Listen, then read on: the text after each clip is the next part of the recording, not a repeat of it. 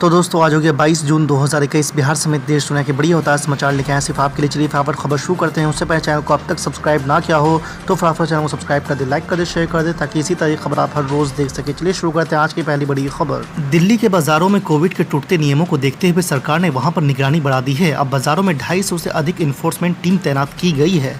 वहीं random Covid जांच भी शुरू कर दी गई है। आपको बता दें कि दिल्ली में सोमवार को खाड़ी, बावली, आजादपुर मंडी, नरेला अनाज मंडी समेत कई बड़े बाजार और अनाज मंडी में रैंडम जांच की गई। हालांकि खाड़ी, बावली जैसे बाजार में 250 से अधिक लोगों की जांच के बाद भी एक भी संक्रमित नहीं मिला है। दरअसल हाई कोर्ट ने बाजारों में कोविड टूटते नियमों को देखते हुए सरकार को कड़ाई से पालन करने का निर्देश दिया था, जिसके बाद सरकार ने रविवार को आदेश जारी करके सभी जिला अधिकारियों को अपने इलाके में पड़ने वाले बाजारों में रैंडम कोविड जांच का निर्देश दिया था। आज की दूसरी बड़ी खबर, ममता बनर्जी सरकार को लगा है झटका। हाई कोर्ट के आदेश पर चुनाव के बाद हुई हिंसा की जांच के लिए बनी समिति। जी हां, आपको बता दें कि पश्चिम बंगाल में चुनाव के बाद हुई हिंसा के मामलों की जांच के लिए राष्ट्रीय मानव अधिकार आयोग ने समिति का गठन कर दिया है। कोलकाता हाई कोर्ट की ओर से दिए गए आदेश के बाद ये समिति बनाई गई है जो हिंसा के मामलों की जांच करेगी और कोर्ट को रिपोर्ट सौंपेगी। समिति के गठन का विरोध कर रही बंगाल की सीएम ममता बनर्जी के लिए इसे करारा झटका माना जा रहा है। आपको बता दें कि इससे पहले सोमवार को हाई कोर्ट ने टीएमसी की उस अर्जी को खारिज कर दिया था जिसमें 18 जून के उस आदेश को रोकने की मांग की गई थी जिसके तहत समिति के गठन का फैसला दिया गया था। आपको बता दें कि मानव अधिकार आयोग के chairperson retired justice Arun Mishra ने समिति का गठन कर दिया है। आज की तीसरी बड़ी खबर, महाराष्ट्र में महाविकास आघाड़ी गठबंधन के बीच ऑल इज वेल होने की बातें भले ही कही जा रही है लेकिन ऐसा दिखता नहीं है। अब कांग्रेस के सीनियर नेता पृथ्वीराज चौहान के बयान पर विवाद खड़ा हो गया है, जिन्होंने अगले चुनाव के बाद कांग्रेस का सीएम बनने की बात कही है। उनके इस बयान के बाद शिवसेना एक बार फिर से भड़क गई है। इसके बाद पृथ्वीराज चौहान ने सोमवार को सफाई देते हुए कहा कि कांग्रेस का चीफ मिनिस्टर होने का उनका बयान कार्यकर्ताओं को उत्साहित करने के लिए था। उन्होंने कहा कि मेरे कहने का अर्थ ये था कि चुनाव के बाद कांग्रेस गठबंधन की सबसे बड़ी पार्टी बनकर उभरेगी। इस बीच शिवसेना नेता प्रवक्ता संजय राउत ने कहा कि गठबंधन में सभी एकजुट है। संजय राउत ने कहा कि गठबंधन में दरार पैदा करने की कोशिश सफल नहीं होगी। आज की चौथी बड़ी खबर, योगी सरकार का बड़ा फैसला, वीकेंड लॉकडाउन में भी खुलेंगे धार्मिक स्थल। जी आपको बता दें कि उत्तर प्रदेश के सभी जिलों में आज से नाइट कोरोना कर्फ्यू में 2 घंटे की छूट दी गई है। प्रदेश में अब मॉल भी खुल गए हैं, वहीं रेस्टोरेंट में भी 50% क्षमता के साथ बैठने की अनुमति है। हालांकि प्रदेश में वीकेंड कर्फ्यू जारी रहेगा। आपको बता दें कि सोमवार को योगी आदित्यनाथ सरकार ने वीकेंड लॉकडाउन को लेकर बड़ा फैसला किया है। अब से शनिवार और रविवार को कोविड प्रोटोकॉल के साथ धार्मिक स्थल को खोलने का फैसला लिया गया है। आपको बता दें कि प्रदेश के अपर मुख्य सचिव अवनीश कुमार अवस्थी ने जानकारी दी है कि कोरोना संक्रमण की दूसरी लहर के सुस्त पड़ने के बाद प्रदेश सरकार ने वीकेंड लॉकडाउन को धार्मिक स्थल खोलने का फैसला लिया है। अब शनिवार और रविवार को भी कोरोना प्रोटोकॉल का पालन करते हुए लोग धार्मिक मान्यताओं की पूर्ति कर सकेंगे। आज की पांचवी बड़ी खबर, असम के मुख्यमंत्री हेमंत बिस्वा शर्मा ने एक बड़ा बयान दिया है। उन्होंने शनिवार को प्रेस वार्ता के दौरान कहा कि राज्य में 2 से अधिक बच्चों के माता पिता को सरकारी योजनाओं के लाभ से वंचित किया जा सकता है। मुख्यमंत्री हेमंत बिस्वा शर्मा ने शनिवार को कहा कि असम सरकार राज्य की योजनाओं में लाभ लेने के लिए चरणबद्ध तरीके से 2 बच्चों की नीति को लागू करेगी। उन्होंने कहा है कि केंद्र सरकार की योजनाओं में तो अभी ये संभव नहीं है, लेकिन राज्य सरकार की योजनाओं में इसे लागू किया जाएगा। आपको बता दें कि सीएम हेमंत बिस्वा शर्मा ने शनिवार को प्रेस कॉन्फ्रेंस में कहा कि प्रस्तावित जनसंख्या नियंत्रण नीति असम में सभी योजनाओं में तुरंत लागू नहीं होगा क्योंकि कई योजनाओं का संचालन केंद्र सरकार द्वारा किया जाता है। आज की छठी बड़ी खबर, असदुद्दीन अवैसी ने उस्मानिया मेडिकल कॉलेज के नए भवन के निर्माण की मांग की। कहा तेलंगाना सरकार जारी करे 100 करोड़ रुपए। जी आपको बता दें कि ऑल इंडिया मजलिस इत्तेहादुल मुस्लिमीन के प्रमुख असदुद्दीन अवैसी ने तेलंगाना सरकार से मांग की है कि ऐतिहासिक उस्मानिया मेडिकल कॉलेज के लिए एक नए भवन को मंजूरी देनी चाहिए। जानकारी के मुताबिक आपको बता दें कि बैरिस्टर असदुद्दीन अवैसी ने सोमवार को उस्मानिया अस्पताल का निरीक्षण किया।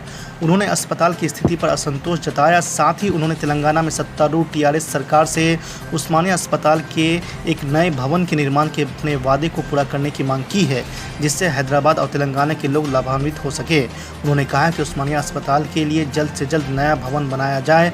पार्टी विधायकों के साथ उस्मानिया अस्पताल का दौरा करने के बाद उन्होंने कहा कि मौजूदा हालत में डॉक्टर अच्छी सेवाएं दे रहे हैं। आज हम उस्मानिया हॉस्पिटल को आए थे, पूरे मजलिस के 7 MLA, 2 अराकीन कानून साज काउंसिल और मजलिस के अराकीन बल्दिया। हमने ये एक 100 साल पुरानी इमारत है, एक इदारा है।